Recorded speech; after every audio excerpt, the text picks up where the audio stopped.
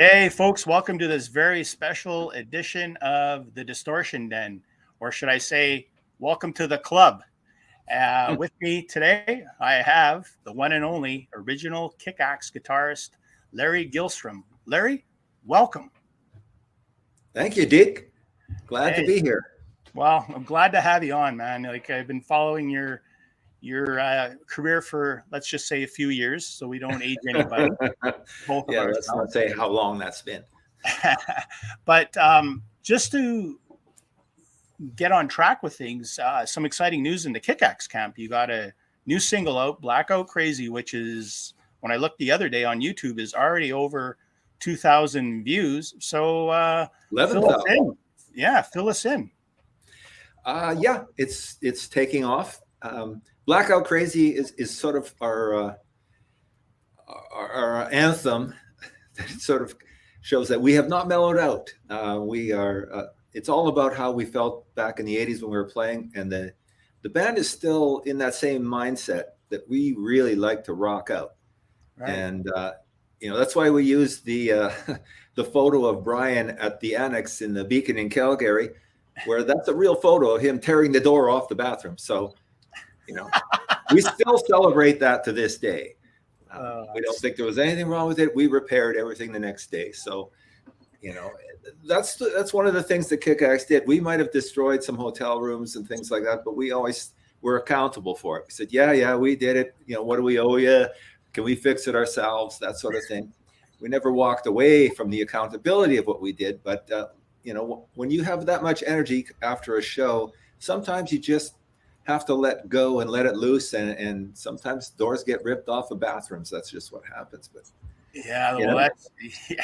So the song, anyway, is about Blackout Crazy. I mean, I'm not saying everybody was blacked out, but some were. It's just talking about that time, but also about how to get to that space of joy that was there. Like the joy of the after party and just I guess the 80s had that vibe to it where you really felt that this is a lot of fun. And I'm glad I got to experience that amount of fun.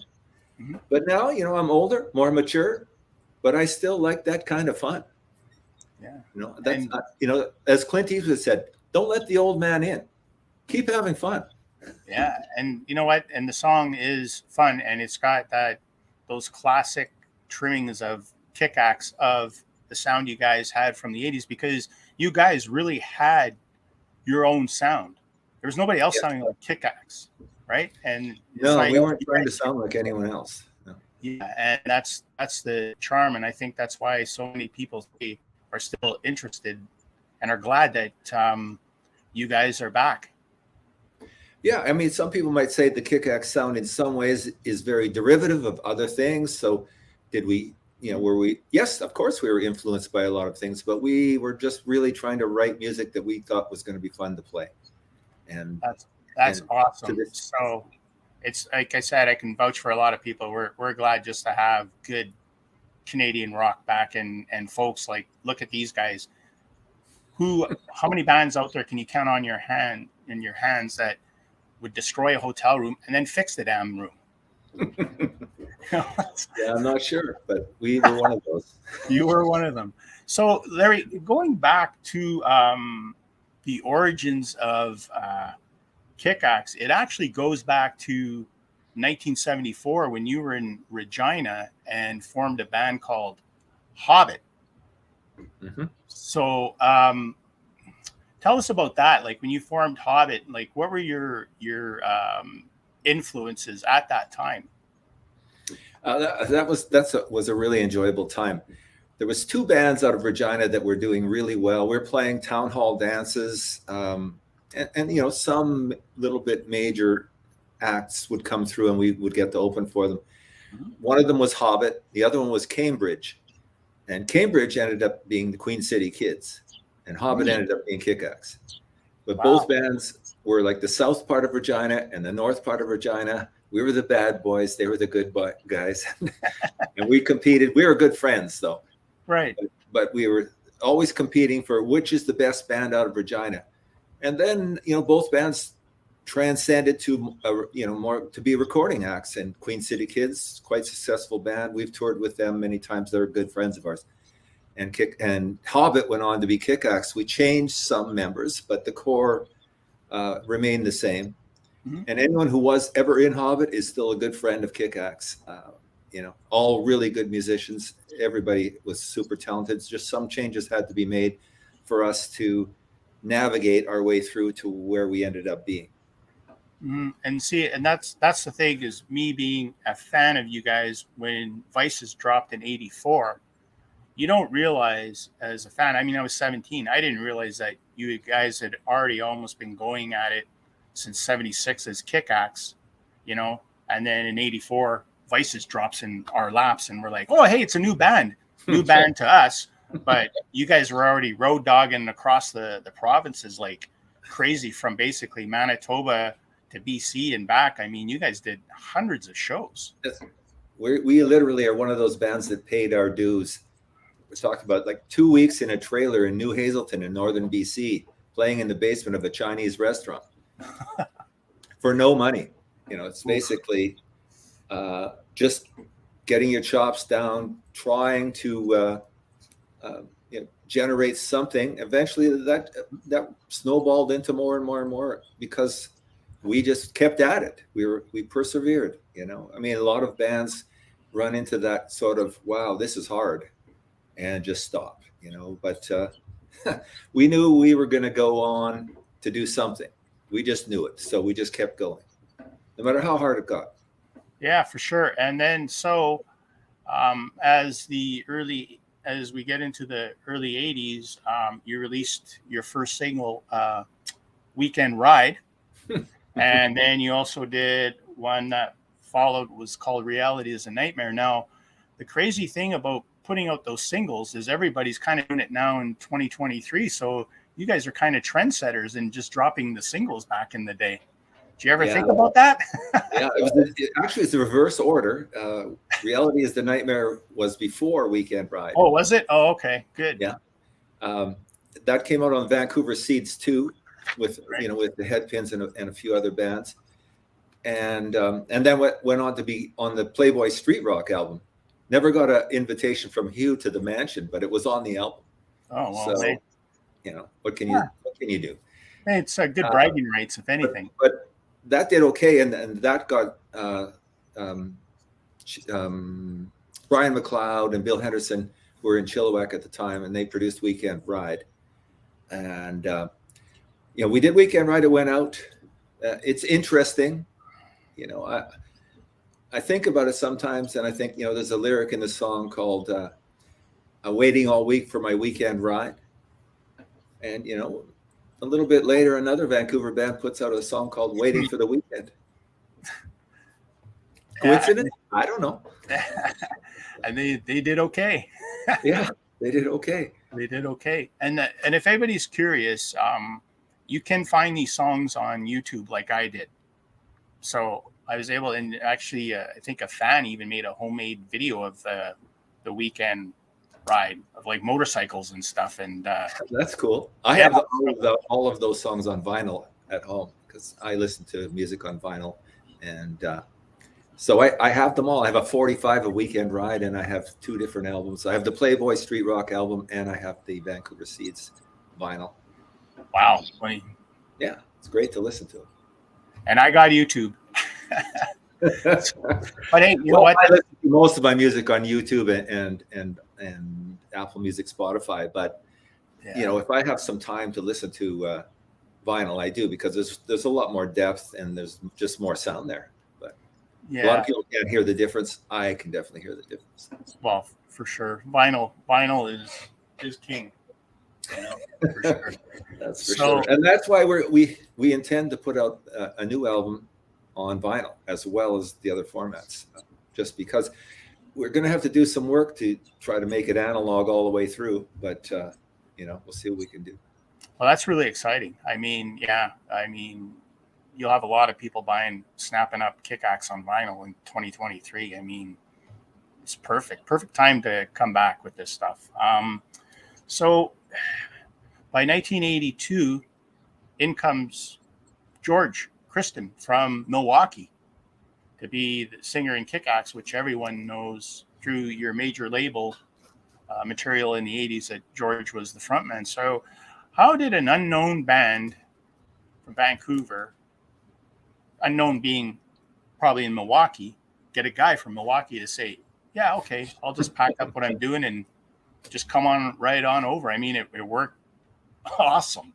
Yeah, it did work awesome. And, no one ever asked me that question, Deke. So wow, I'm really glad that you asked it, because it's an actually really interesting story.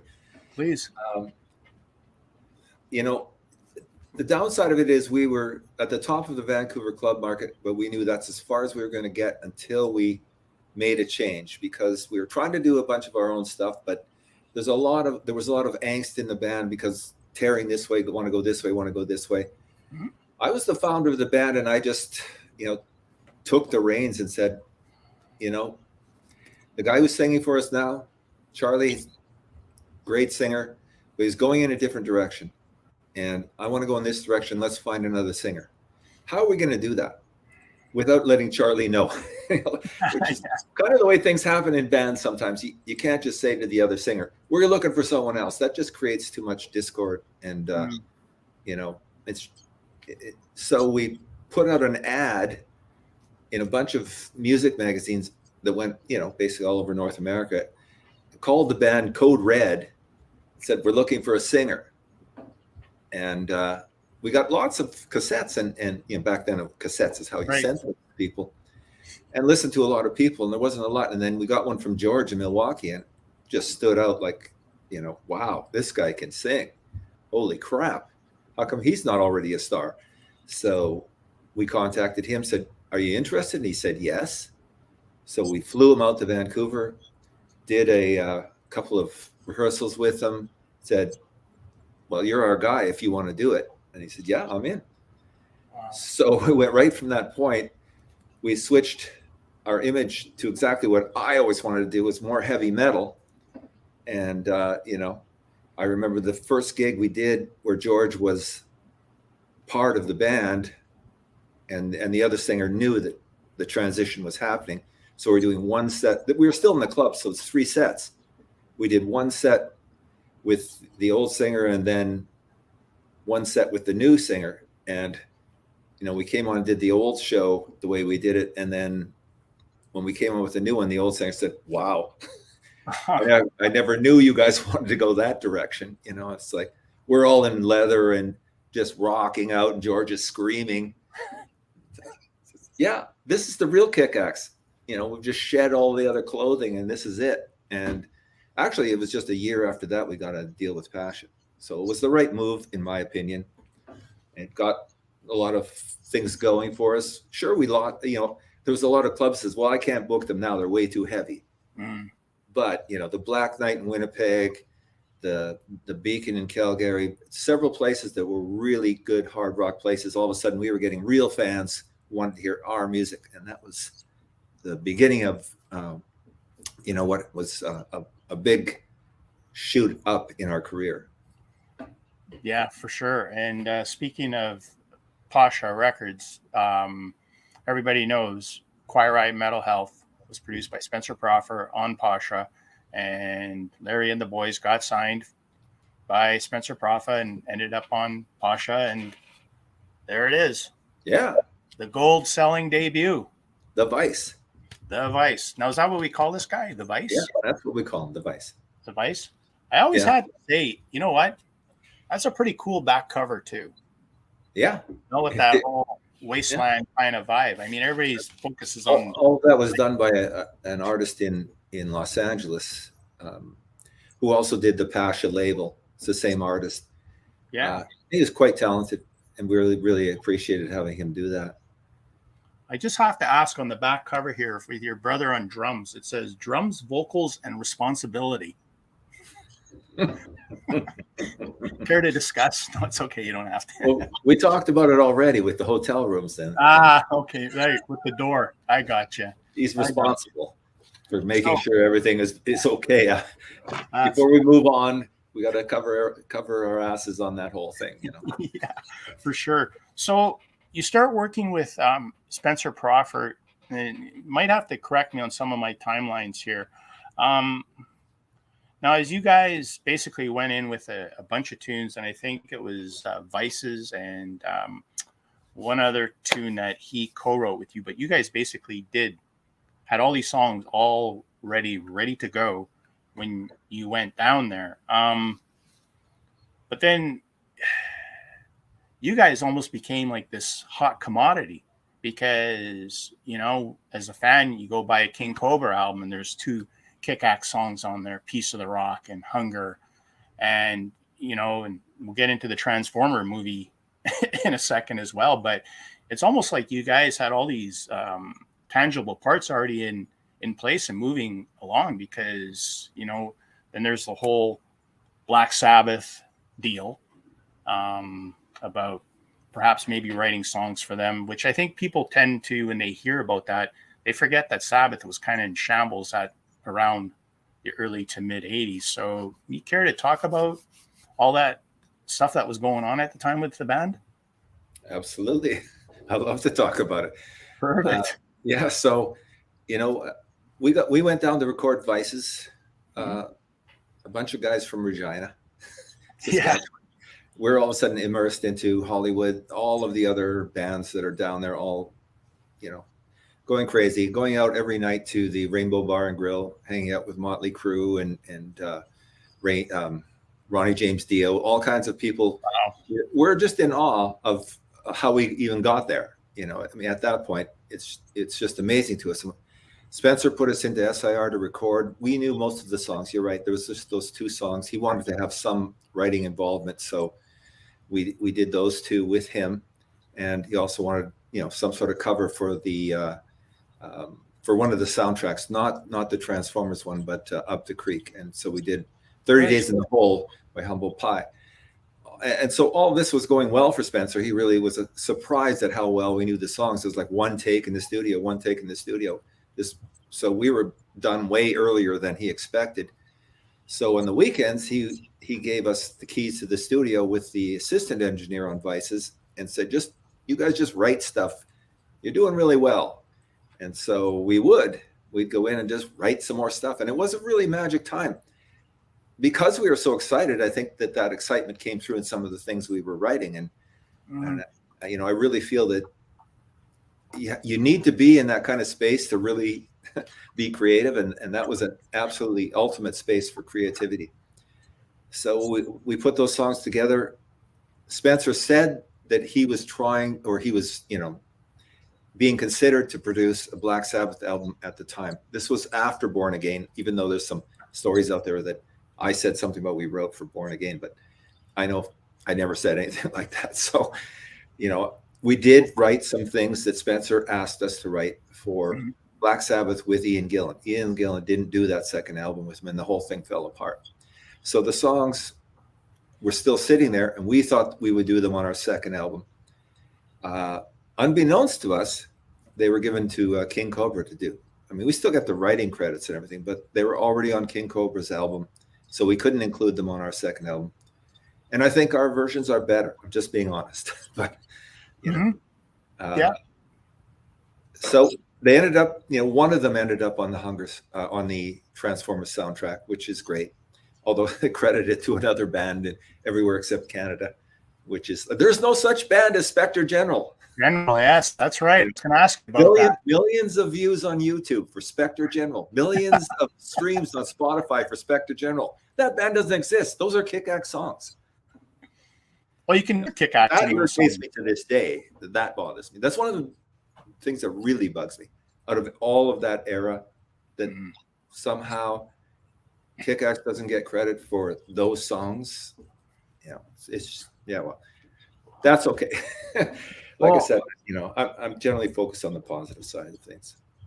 And I totally understand that. And I think another song too that kind of ended up on W.A.S.P's Last Command, running wild in the streets, which anybody that has a copy of Last Command, there's no credit to Kick-Axe on it. It's credited to Blackie Lawless. Now, you guys recorded a live show in 84, I guess at the County Club in LA, which was a radio broadcast, which is on YouTube.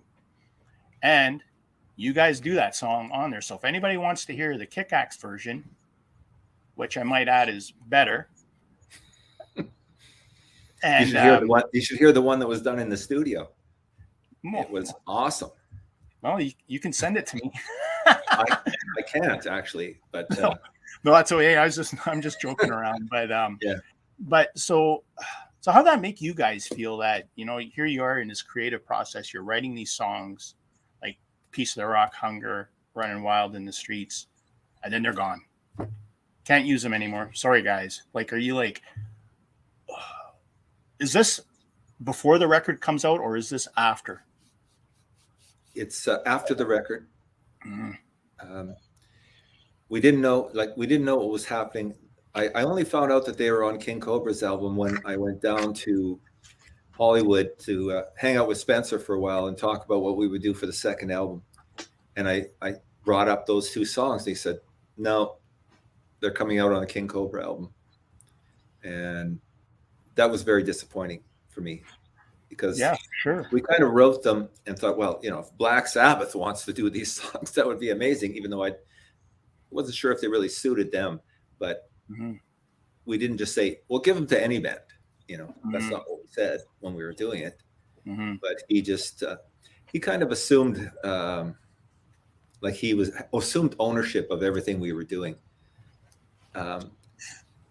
He had some right to do that because he was footing the bill for a lot of things and putting a lot of effort and energy into the band. So I don't fault him if, you know, like if I was talking to him today, I'd still have, you know, a lot of respect for him, and I could go out and have a beer with him and just talk about everything with no regrets and no hard feelings, because he's a great guy. Anyone who's ever met him knows that.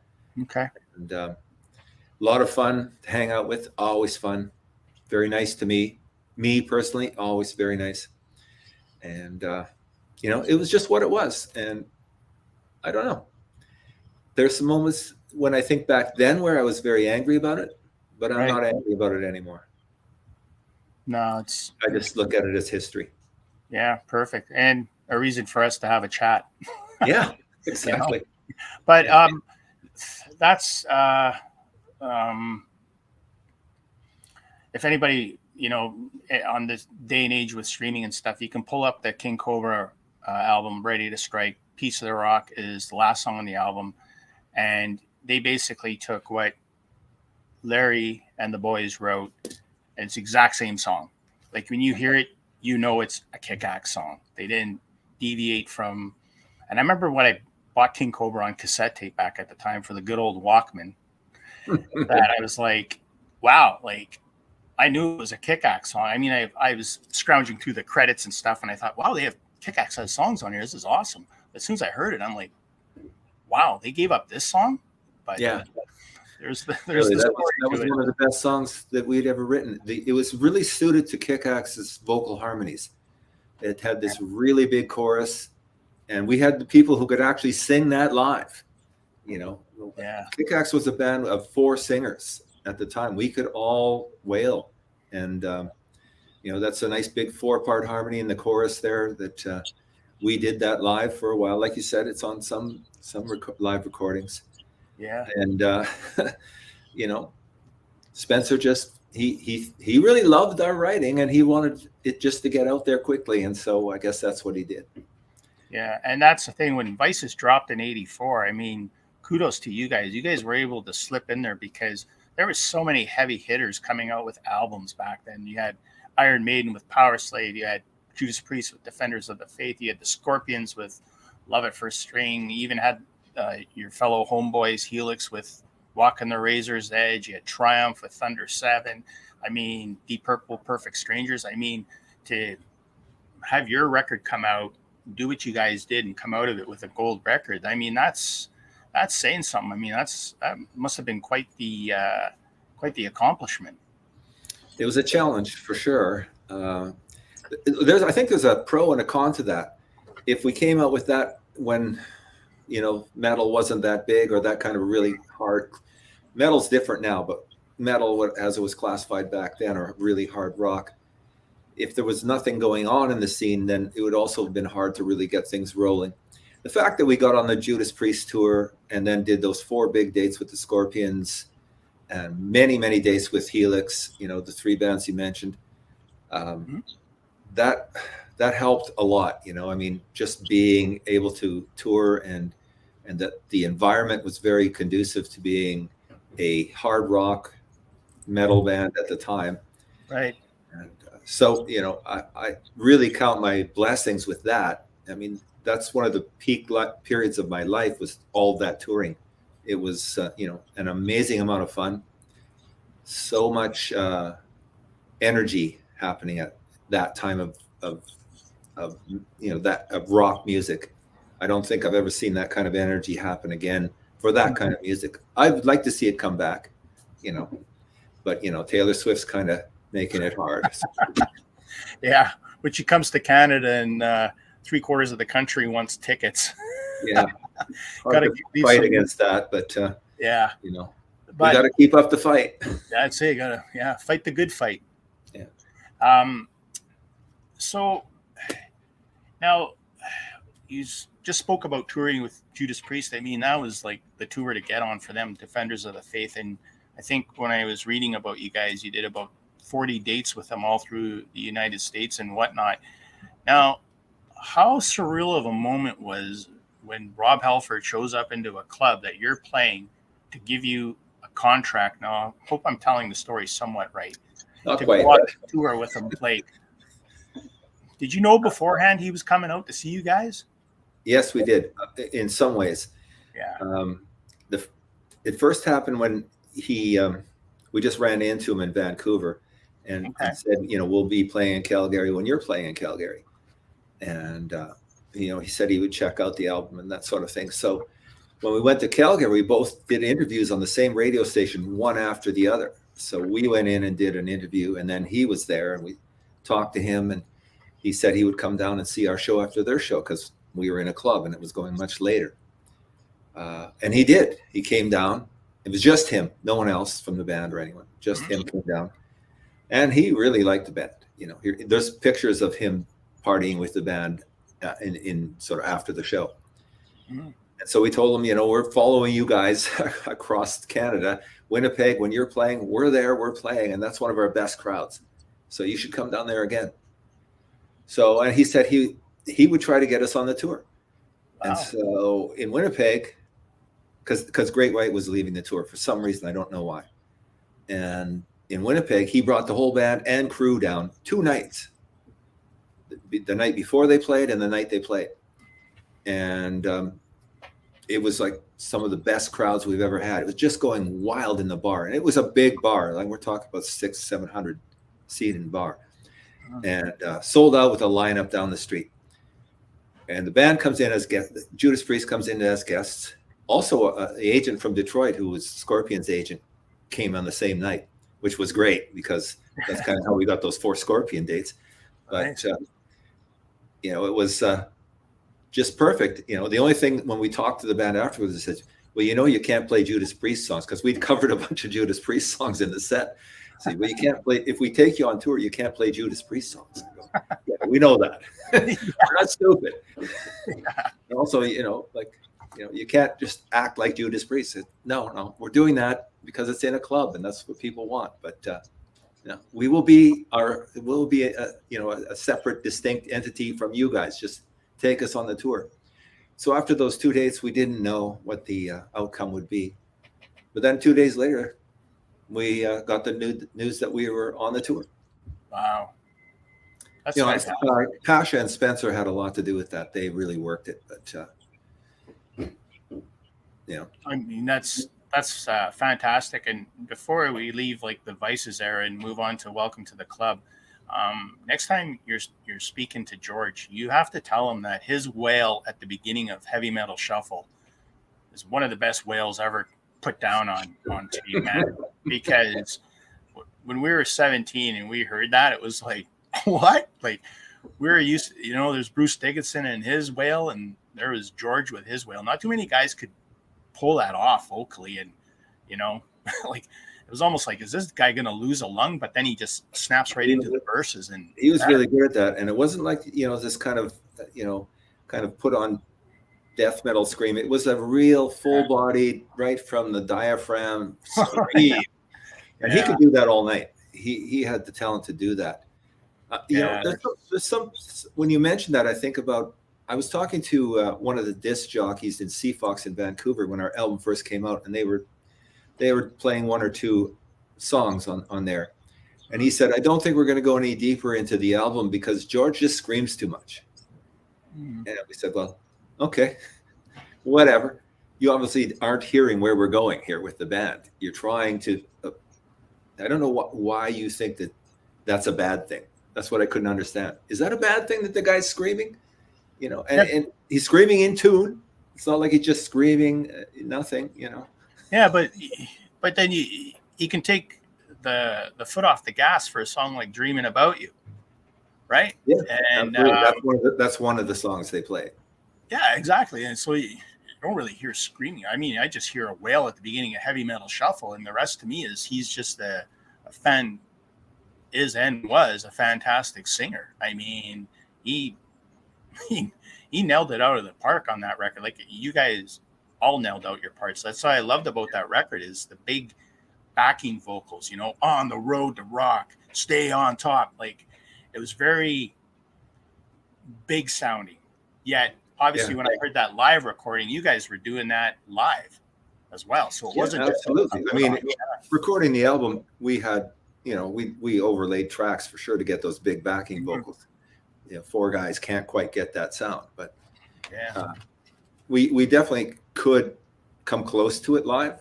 You know, we've got enough masculine voices in the band to get those big booming background tracks, and we can still do that to this day in our live show. Those are still exactly the way they've always been. Well, I have been checking out YouTube live videos of you guys recently playing Manitoba and some other festivals the last few years, and you guys still sound phenomenal live, with Daniel now at the front of the band as well. I mean, he brings it as well, and I guess he's been in the band since 2009, I think, or 2007 or 8. Yeah, like that's some good continuity. The first live show with him was 14 years ago. So wow, so he's not really a new guy anymore. No. So I have to ask you, I have this Hit Parader magazine from February of 1985, and in it is an article on you guys called "Kickaxe Pedal to the Metal." Now, I've been holding on to this for years because I thought if I ever talk to Larry, I'm going to ask him this, and I know probably know one of the answers, but the journalist says everybody is after these guys. George was asked to join Black Sabbath as their vocalist, and Larry was asked to audition as Krokus's second guitarist. Is that true? Partially. Okay. I was definitely asked to join Krokus for sure. They asked me at the wrong time. I mean, I'm out. You remember when I was telling you about we ran into Rob before we got on the tour? Mm-hmm. But that was in Vancouver, and I was actually at the show, the Judas Priest show, and that's where we talked to Rob about. So we let him know we actually existed, and he eventually came down and seen us in Calgary. Mm-hmm. But while I was in the crowd actually watching the show, Krokus guys came up to me and started talking to me about joining their band, and I just said, "Hey, I'm watching Judas Priest. Go away. We'll talk later." He goes, "Don't you want to come backstage and talk about it?" Because I guess they were backstage. But I said, "No, I don't want to go backstage. I'm watching the fucking show." So, you know, that's the only time that they talk to me, because I guess I kind of put them off by that. Ryan McLeod, who, you know, God rest his soul, recommended me to them, and which is why they came up to me and asked me, but they just picked the wrong time to talk to me. And, you know, there's a time and a place to talk about that kind of thing, and that wasn't it. And then I ran into them again, you know, and we talked about that, and, you know, but I don't think that, you know, even if it would have been anywhere else, that was just the start. We just released Vices. There's no way I'm going to join another band. Not a chance. Didn't matter who it was. I was not doing it. It's my band. I founded the band. I'm not gonna leave and say, sorry, I'm leaving. It's it was just not possible. You know, if Black Sabbath would have asked me, I don't know, you know, but you know, there's certain bands, Deep Purple, you know, but I would have to think that you got to stick. There's some loyalty, and you just got to stick with what you're doing. With George and Black Sabbath, that would have been later, and that might have been around the time. I don't know if you noticed, but the Brave Words article on what I said on the Metal Voice interview had a headline that was incorrect. It basically said that I said we helped write songs for Born Again. That's totally wrong. And if you listen to the interview, you see I never said anything like that. But the thing is that what happened at that time was after Born Again, and Ian Gillan, I guess, decided not to do it because we at first had submitted these songs, and then it was just not going to happen. And things were kind of falling apart for Black Sabbath at the time.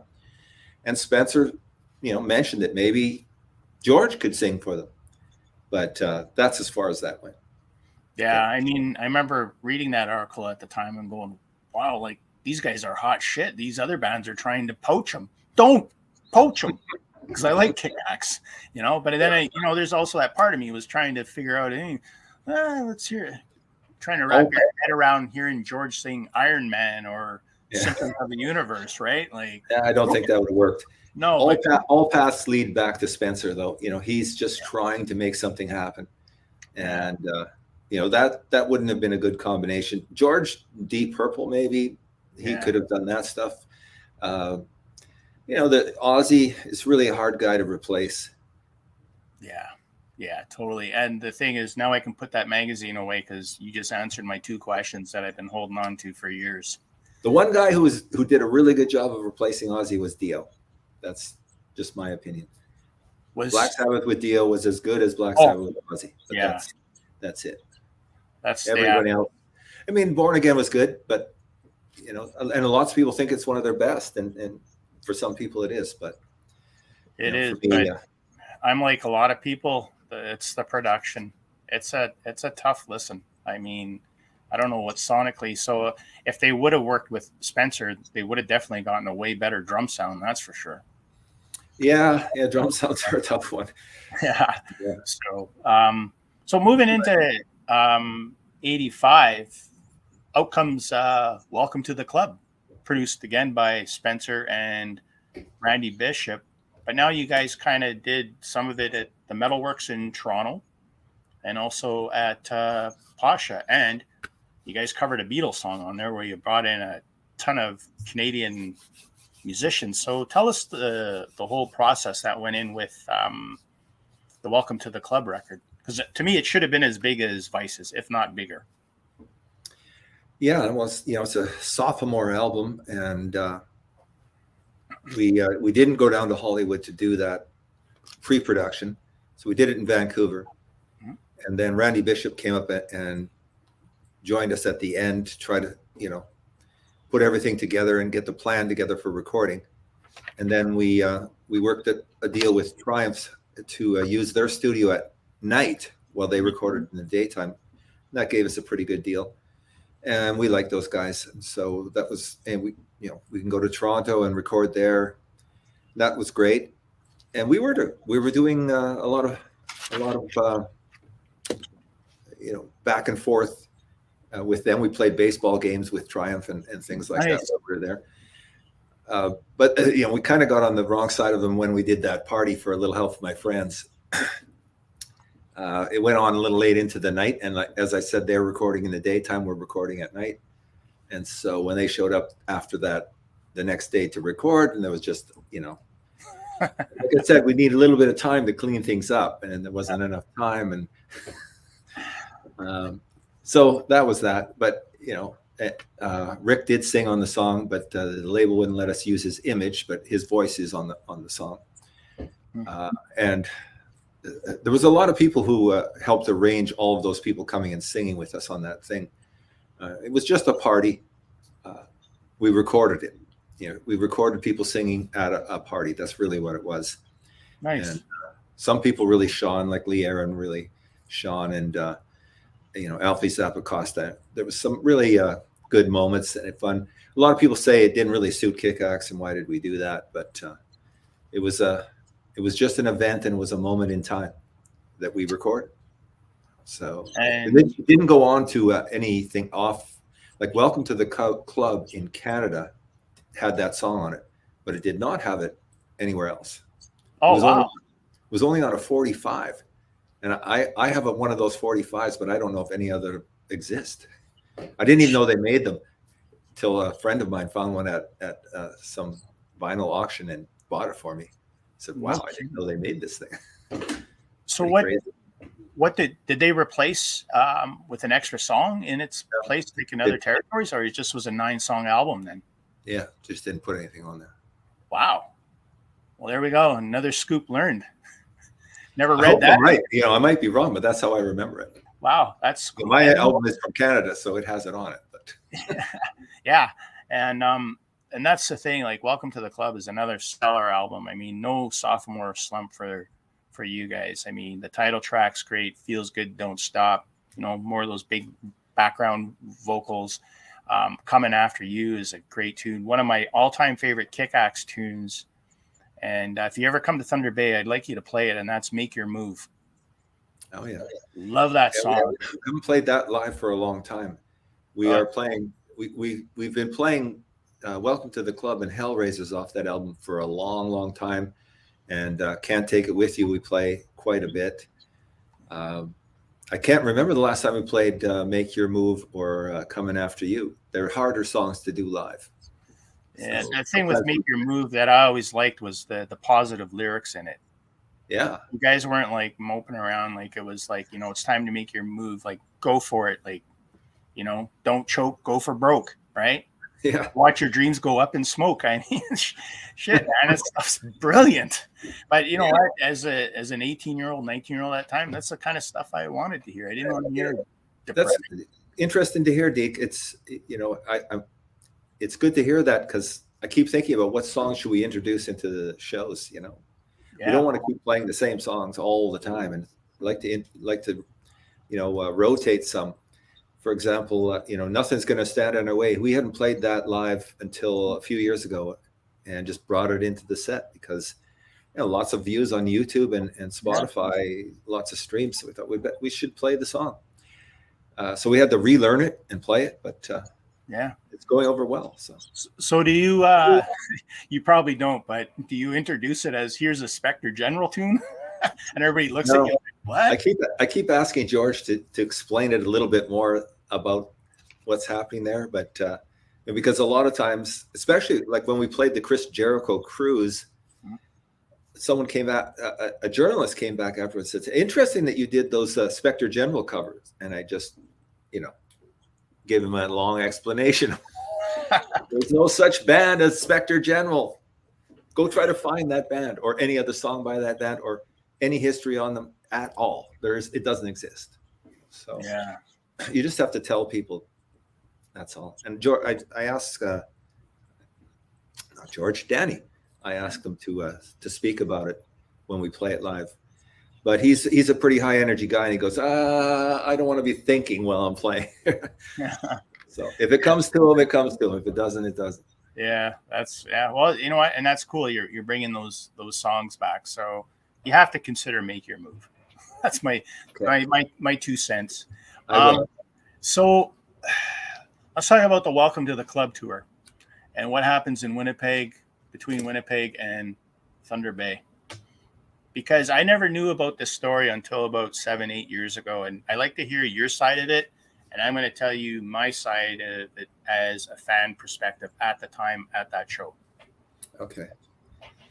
So we were doing this tour, and Gary Stratachik was our manager. And unbeknownst to us, he had a really bad habit. At least this is how I perceived it, because somehow the money was not getting. He wasn't paying our debts.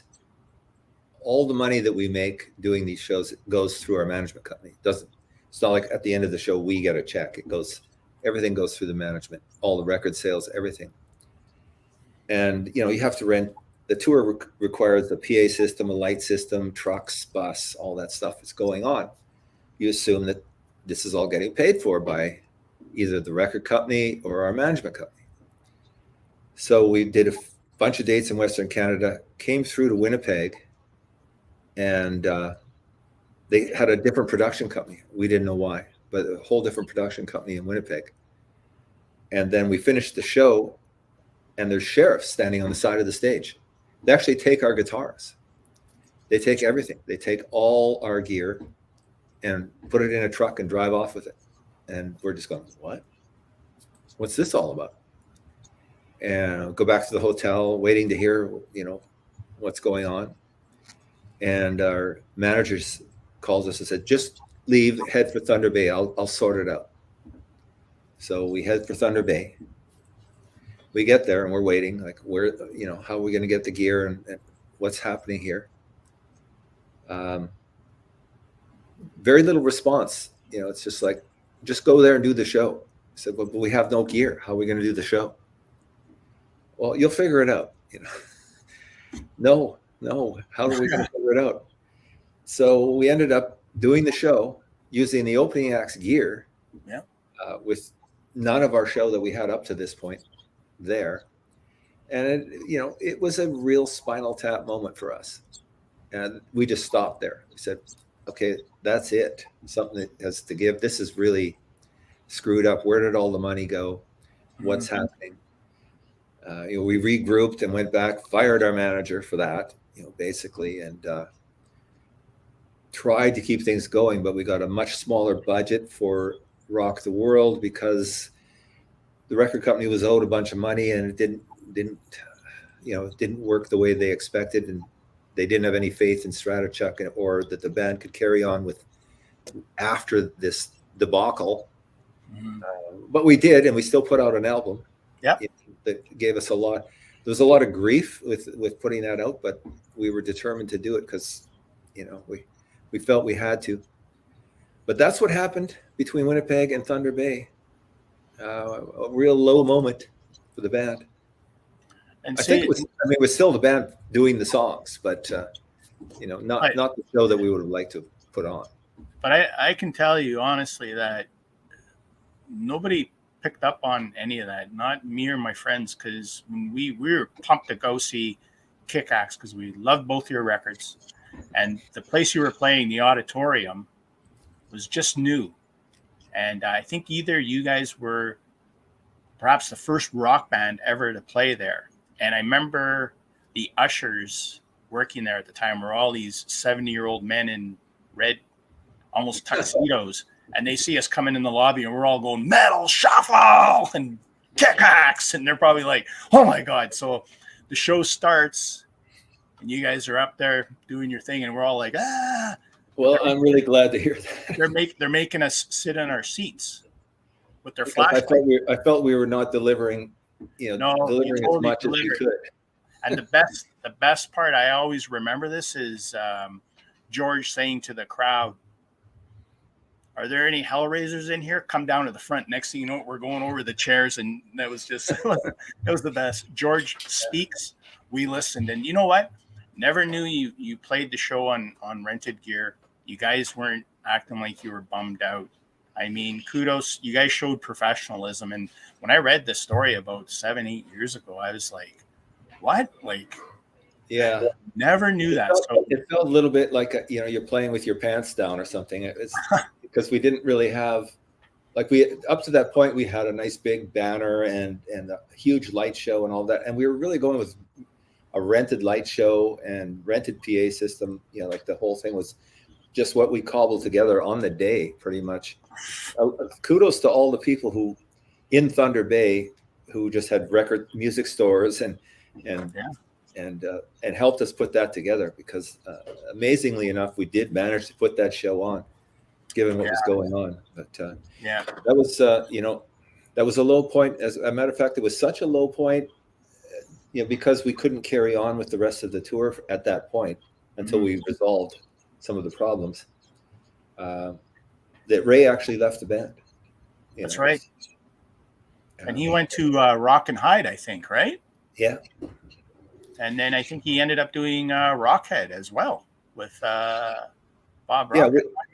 I don't think he was in Rockhead, but No. Rock and Hyde, he definitely was in that. His partner at the time, Kim Blake, was Bruce Allen's assistant.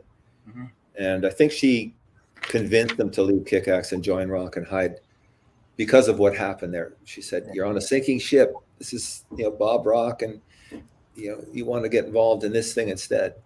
And I can understand why he saw it that way. It was very dark for us at that point. Yeah, for sure. So nobody ever held that against them, and that's why we're all back together now. Hey, man, things work out for a reason as well. So, as you said earlier, you guys down to a 4-piece, not a big of a budget, but you still put out a pretty solid record and rock the world. I mean, a pretty kick-ass version of Fleetwood Mac's "The Chain," which is we still play that. Which is the first time I ever heard "The Chain" was on Rock the World. So I heard your version before I ever heard the Fleetwood Mac version. Wow. So yeah, it's pretty cool, especially Victor when he that fuzzy bass comes in at the end. You're not going to hear that on the Fleetwood Mac version, that's for sure. That's nasty. Yeah, it's that's through a Marshall amp. So you guys toured around for a bit for Rock the World, and then you guys just decided to call it a Kick-Axe career for a bit. What did you end up doing? Well, we didn't call it the sheriffs called it. There was that first event that we talked about, but after that, with Rock the World, we went out again, but there was still unpaid debts out there, and we showed up in Winnipeg again. Oh, God. Another sheriff showed up and took all the proceeds of the gig, which we were counting on paying for some of those debts that were still owed, because we are an accountable band. And because the one creditor took it all, it left us nothing to pay anyone else. And we knew that then there's another creditor is going to jump on us on the next gig and another one, and we're not going to be able to sustain ourselves. So we just went back. We talked to Sam Feldman, who was our agent at the time, and said, "You need to get the money from the shows before we play them. That's the only way we can play them." So for the rest of the shows that were booked, that's what we did. And then we called it and said, until we can sort this out, we can't go play any more shows. And so we went into a period of hibernation, basically. And we popped out occasionally to do some shows in Vancouver that were really good. And George and us. Sometimes there was some different members joining us, but we did some shows with George singing, me playing guitar, and Brian playing drums. Ray was not in all of those, and Victor was not in all those, but they were good. And then George went on to do. I started doing some promotion in Vancouver, promoting local artists, and I started running these metal shows at downtown clubs. And all the bands that were recording there, like Motley Crue and Aerosmith and AC/DC, they'd all show up because it's their crowd. And so all the local bands really wanted to play these things. And it was quite successful. And a lot of those bands, like a lot of those people who played those shows went on to be like Strapping Young Lads and Alice in Chains, Soundgarden. All of those bands played those nights that I put on before they got record deals. This was before any of those bands actually made it. And, I had Billy Sheehan play there, and King's X, and a lot of bands that were just on their way to doing something. I mean, Billy Sheehan was known at the time. It was one of the better ones. Mm-hmm. But I did that for quite a while. And then I started managing some acts. And then George put an act together with Doug Johnson from Loverboy called Paradise. Okay. And we almost succeeded in getting them a pretty good deal with Atlantic Records. But it just didn't quite pan out. And that really put George off. And that's half the reason why he just is not interested in doing anything anymore.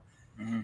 He felt that he really put his heart and soul into that project. And it just didn't work out, which is too bad. But, during that time, I was working with a lot of other bands, producing a lot of bands in the studio.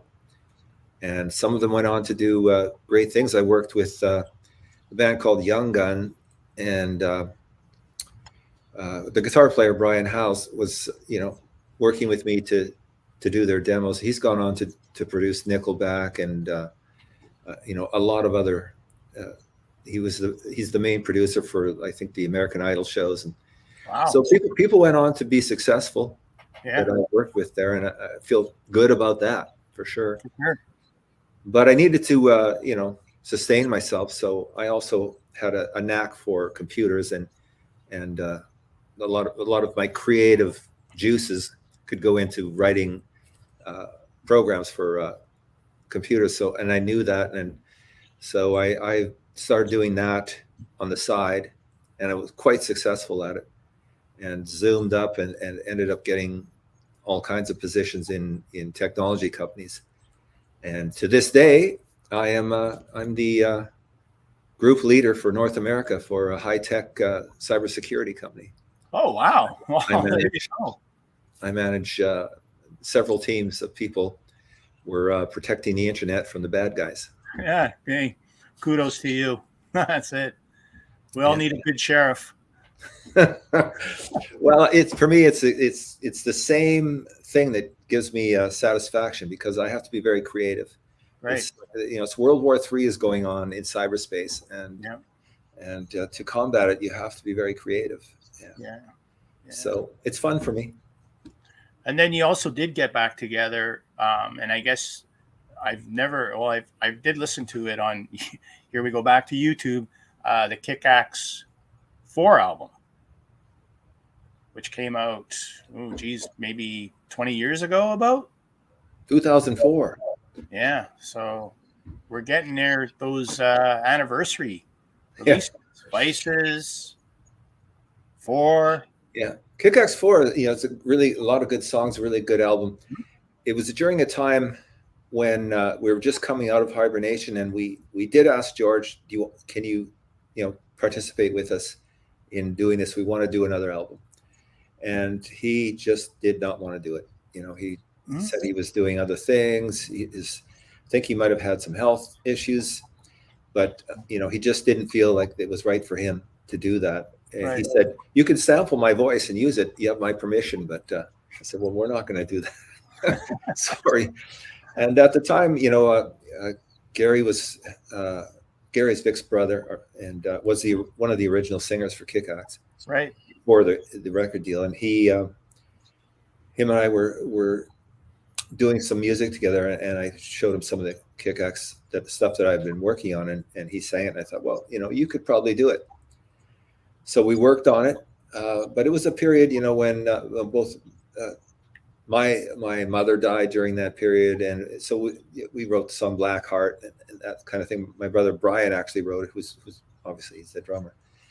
We're a little bit in a darker phase. Yeah. And so that album wasn't really representative of Kickaxe.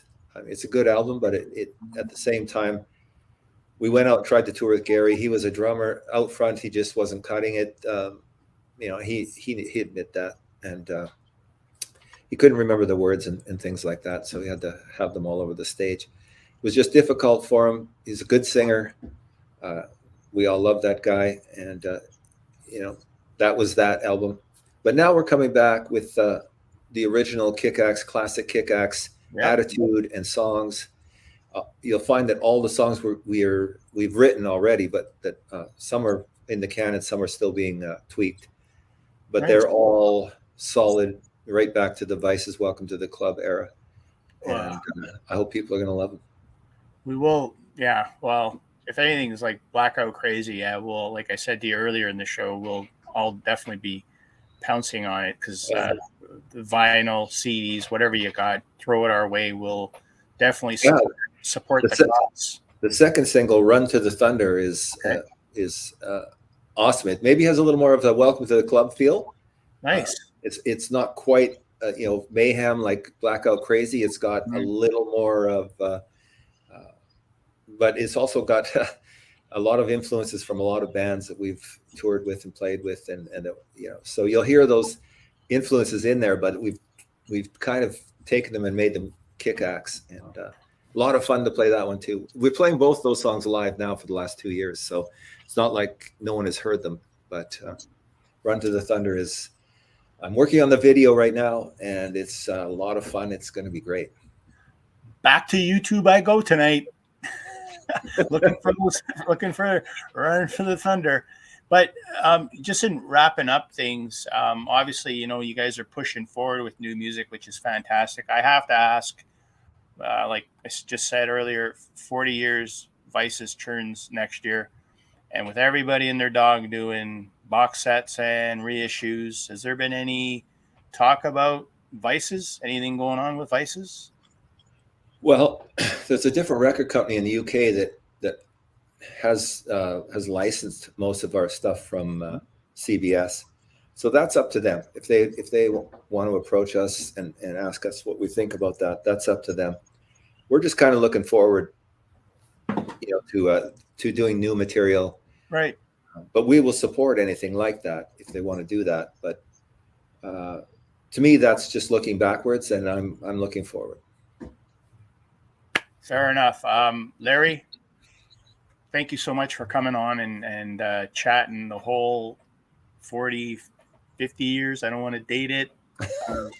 Career that you've been in the business. You're a great guy. I just want to thank you for making time to come on the show and answer all my questions that I always wanted to know about Thunder Bay, about Black Sabbath, Krokus, obviously your albums, George, and now you guys moving forward with Daniel at the vocal helm, new material. Exciting time to be a Kickaxe fan. So I'm going to leave the links at the bottom of the show here when it's posted to YouTube, and everybody definitely should go and just kick out and check out what Larry and the Kickaxe boys are doing. So everybody, thanks for watching tonight, and I hope you enjoy the show, and we'll see you next time. Larry, can you just hold on one quick sec? Sure, Dick, and it's been a pleasure.